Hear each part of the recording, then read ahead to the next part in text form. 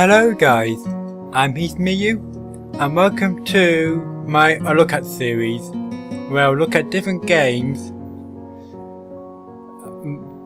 where I play a certain amount of minutes of games that normally I haven't played before. Although this one, I have played one of the routes and watched a YouTuber play all the routes. I quite enjoy this game, and you can see in top right, the game is called Katawa Shoujo, which means just either disabled girls or disability girls. Well, the nice meaning. I have the blurb here for it.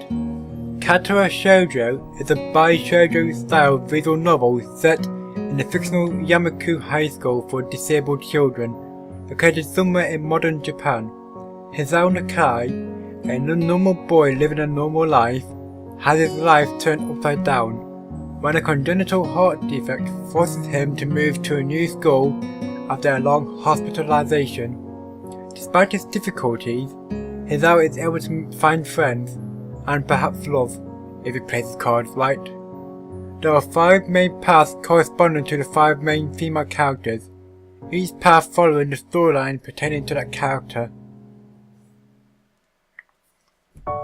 This is an eroge visual novel, but the segment which will be in this episode doesn't contain any, because of where I will be stopping it. It also has really nice music. So let's start. I don't remember that. Huh. Okay, start.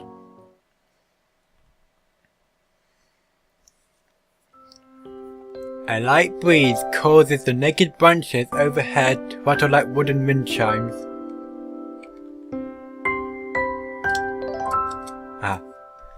This is a popular retreat for couples in the summer.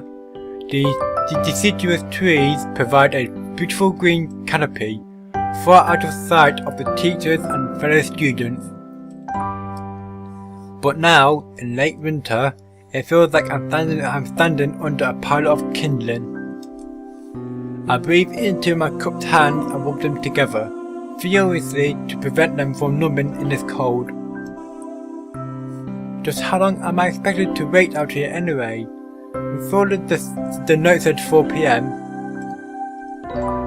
Ah yes, the note. Slipped between the pages of my math book while I wasn't looking. As far as cliché goes, I'm more a fan of the letter in the locker, but at least this way shows a bit of initiative. As I ponder the meaning of the note, the snowfall gradually thickens. The snowflakes silently falling from the white painted sky are the only sign of time passing in this stagnant world. Their slow descent upon the frozen forest makes it seem like time has slowed to a crawl.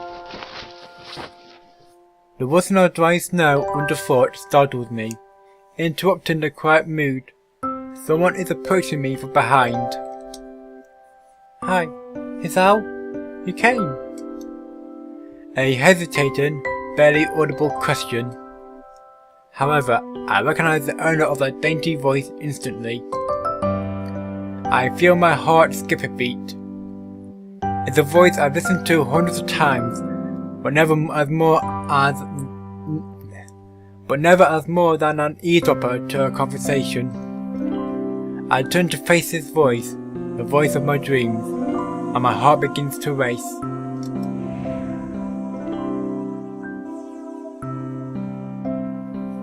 Nice image.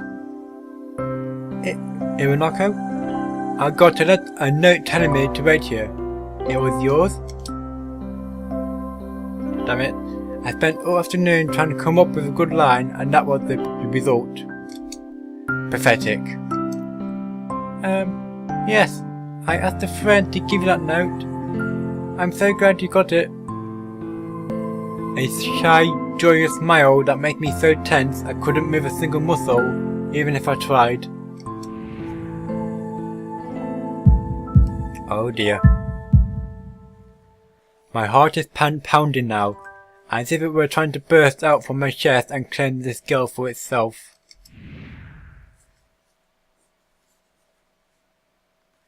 So, here we are, out in the cold. Once again, the wind stirs up the branches. The cacophonous noise is music to my ears. Ironako flinches ever so softly against the gust of wind.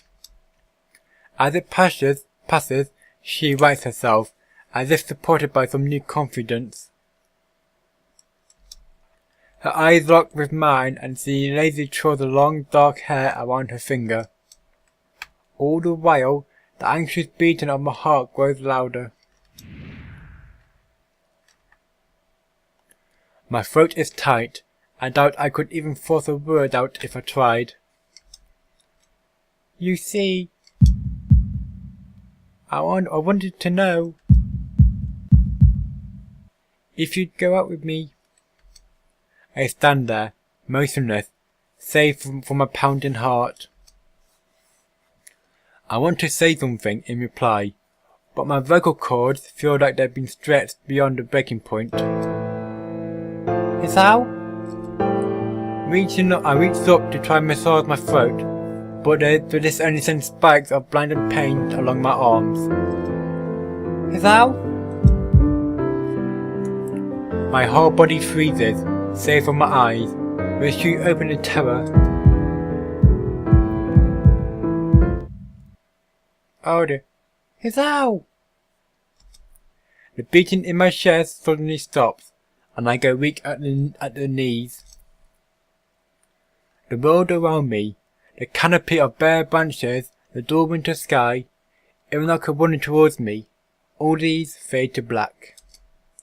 The last things I remember before slipping away are the sounds of Ironaka screaming for help and the incessant clatter of the branches above.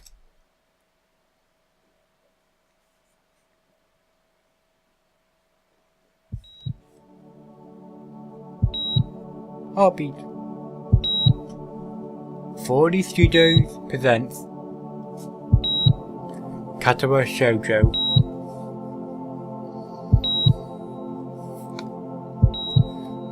Inspiration writer.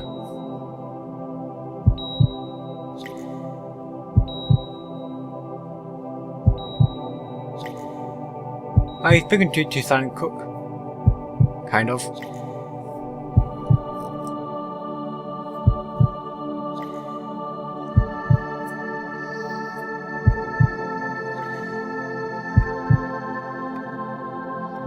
I did quite like the stories in this game.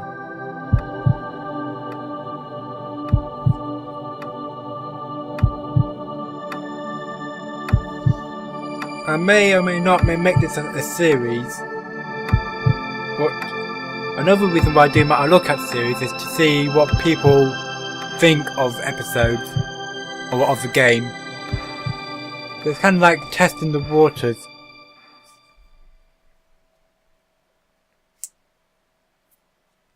It's been 4 months since my heart attack. In that whole time, I can probably count the number of times I've left this hospital room unsupervised on one hand. 4 months is a pretty long time when you're left alone with your thoughts, so I've had plenty of time to come to terms with my situation. Arrhythmia. A strange word, a foreign, alien one you don't want to be in the same room with. A rare condition. It causes the heart to act erratically and occasionally beat way too fast. It can be fatal. Apparently I've had it for a long time. They said it was a miracle that I was able to go out for so long without anything happening. Is that really a miracle? I guess it was supposed to make me feel better, more appreciative of my life. It really didn't do anything to cheer me up. My parents, I think, were hit harder by the news than I was. I practically had 2 hemorrhages apiece. I had already had a full day by then to digest everything. To them, it was all fresh. They were even willing to sell our house in order to pay for a cure. Of course, there isn't a cure. Because of the discovery of this condition, I've had to stay at the hospital to recuperate from the treatments. When I was first admitted, it felt as if I was missed. For about a week, my room in the ward was full of flowers, balloons and cards. But the visitors soon dwindled and all the get-well gifts began to trickle down to nothing shortly after. I realised that the only reason I had gotten so many cards and flowers was because sending me their sympathy had been turned into a class project. Maybe some people were genuinely concerned, but I doubt it. Even in the beginning, I barely had visitors. By the end of the first month, only my parents came by on a regular basis. Irinoko was the last to stop visiting. After 6 weeks, I never saw her again. We never had that much to talk about when she visited anyway. We didn't touch the subject that was between us on that snowy day ever again. The hospital? It's not really a place I like to live in. The doctors and nurses feel so impersonal and faceless. I guess it's because they are in a hurry and I have a million other patients waiting for them, but it makes me feel uncomfortable. For the first month or so, I asked the head cardiologist every time I saw him for a rough estimate of when I'd be able to leave. He never answered anything in a straightforward way, but told me to wait and see if the treatment and surgeries worked. So, I idly observed the scar that the surgeries had left on my chest, slowly changed its appearance over time, thinking of it as some kind of an omen. I still asked the head cardiologist about leaving, but my expectations are low enough that now that I'm not disappointed anymore when I don't get a reply. The way he shuffles around the answer shows that there is at least some hope. At some point I stopped watching TV. I don't know why, I just did. Maybe it was the one kind of escapism from my situation. I started reading instead. There was a small library at the hospital, although it was more like a storeroom for books. But that basically is what a library is, isn't it? I began working my way through it, one small stack at a time. After consuming them, I would go back for more. I found that I liked reading and I think I even became a bit addicted. I started feeling naked without a book in my hand. But I loved the stories.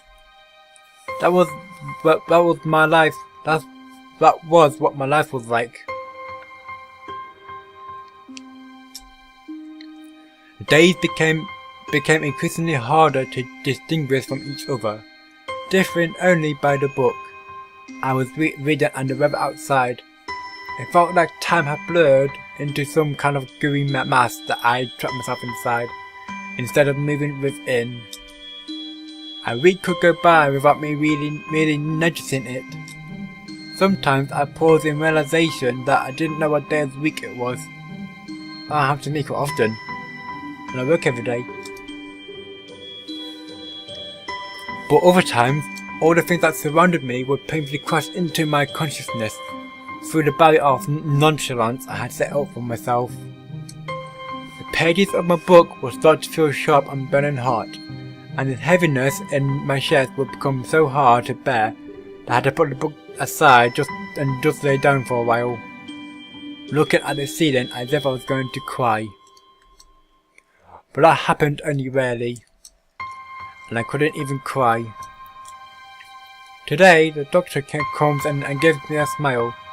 He seems excited, but not very. It's like he's trying to make an effort to be happy on my behalf. My parents are here. Been a few days since I've last seen them. Both of them are even sort of dressed up. Is this supposed to be some kind of special occasion? It's not a party. Then is this a ritual the head cardiologist has? Takes his time sorting his papers, then setting them aside as if to make a point of the pointlessness of what he just did. Then he casually sits down on the edge of my bed next to mine. He looks to me in the eyes for a moment. "Hello, Hisao. How are you today?" I don't answer him, but I smile a little back at him. "I believe that you can go home. Your heart is stronger now, and with some precautions, you should be fine.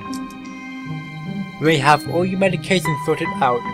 I'll give your father the prescription." The doctor hands a sheet of paper to my dad, whose expression turns wooden as he reads it quickly.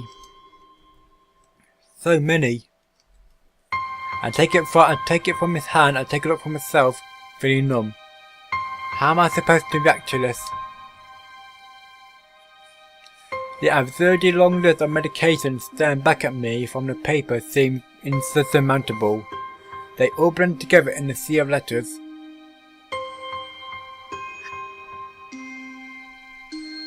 This is insane. Side effects, adverse effects, contraindications, and dosages are listed line by line with cold precision. I try to read them, but it's so futile. I can't understand any of it. Attempting to only makes me feel sicker. All this, for the rest of my life, every day. I'm afraid that this is the best we can do at this point. However, new medications are always being developed, so I wouldn't be surprised to see that this fade over the years. Years? What kind of confidence boost is that? And I felt better if it hadn't said anything at all. Also, I've spoken to your parents, and we believe that it will be best if you don't return to your old school. What? Please calm down, Hisao. Listen to what the doctor has to say. Calm down? The way he says it tells me he knew full well that I wouldn't like it. Am I going to be homeschooled? Whatever other concern shows is ignored. We all understand your education is paramount. However, I don't think that it's right for you to be without supervision. At least not until we're sure that your medication is suitable. So, I've spoken to your parents about a transfer. It's a school called Yamaku Academy that specializes in dealing with disabled students.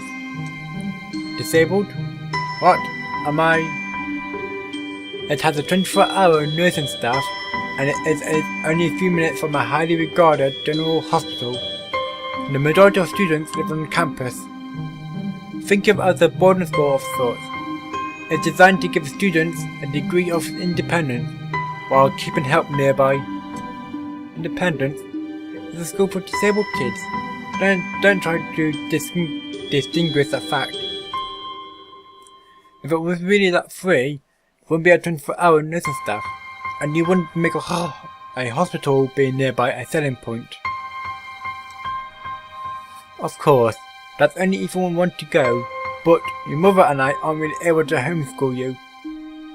We went out there and had a look a couple of weeks back. I think you'd like it. It looks like I really don't have a choice, and I would need a drink of water or something. I've got Dr. Pepper next to me, which I'll quickly take. I will mute it. Maybe. I don't know if I ever remember to though.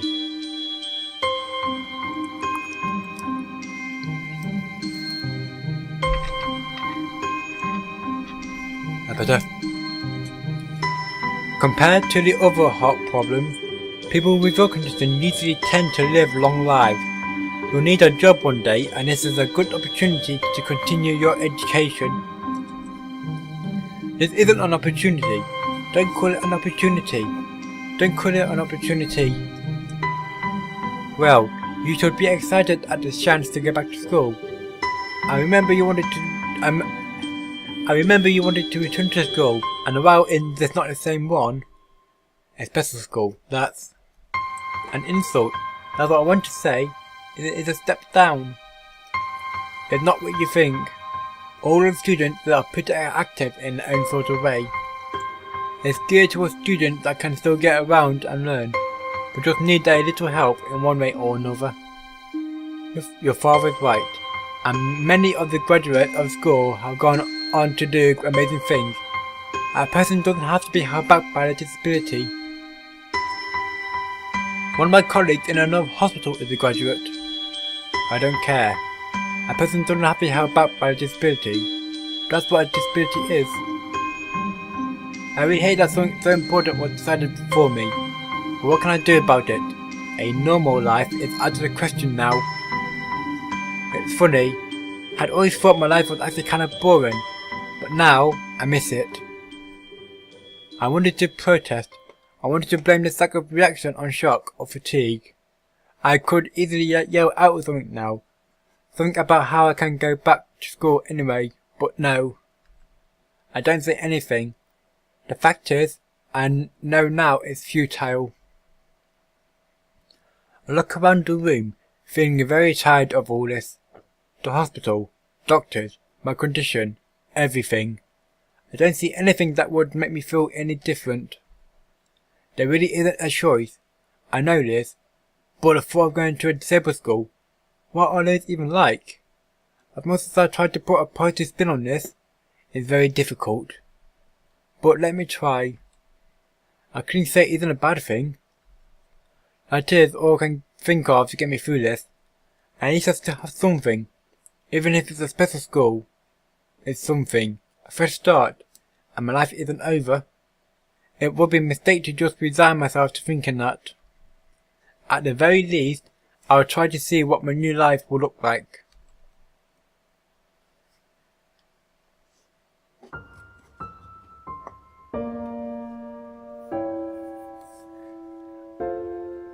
Act 1. Life Expectancy.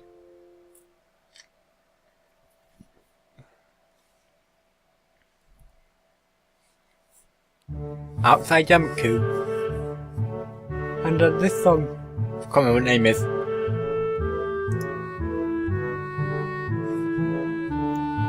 Fripperies. That's got rid of the F. Well, I've been recording for about 20 odd minutes. And I've completed the introduction part.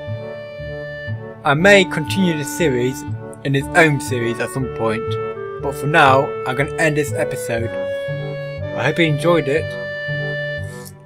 So that's it for me this time. I'm Hesmiyu. Goodbye.